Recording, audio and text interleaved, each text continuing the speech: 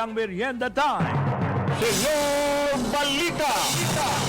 Bago muna tayo sa kamera, nandun po ang ating kasamang si Jelly Mendez. DWIZ Patrol Report! Mga uniformed personnel dapat daw pong panatilihin ang mataas na moralidad ayon po sa isang kongresista. Alamin natin ang detalye mula kay Jelly Mendez. Jelly? Nagbigay ng mahigpit na paalala si Manila 2nd District Representative Rolando Valeriano sa mga empleyado ng gobyerno lalo na sa hanay ng uniform personnel.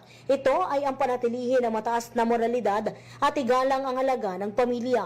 Matatandaang nagbitiw kamakailan ang kontrobersyal na opisyal ng Bureau of Fire Protection na si Senior Fire Officer Turay Cajanisa Palpalyatok dahil sa kasong kriminal at administratibo. Kabilang dito ang inihaing reklamo laban kay Palpalyatok sa Professional Regulatory Commission o PRC na isang registered nurse dahil sa imoralidad. Ayon kay Congressman Valeriano, ang mga uniform personnel gaya ng BFP, polis at militar ay kailangan magsilbing mabuting halimbawa sa mga Pilipino. Dagdag pa ng mambabatas na ang kanilang personal na kilos ay sumasalamin sa integridad ng institusyon na kanilang kinakatawan. Batay naman sa mga impormasyon mula sa BFP, posibleng makaapekto sa trabaho ng nanay ni Palpalyatok na si Jane at ang kanyang ka-live-in na partner na si Cleotilde de los Santos na pawang nasa accounting at finance department ng BFP ang mga kontrobersya na kinakaharap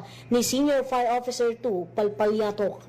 Mula sa mababang kapulungan ng Kongreso, ito si Patrol 30, Jelly Mendez nag-uulat para sa Impilang May Todong Lakas.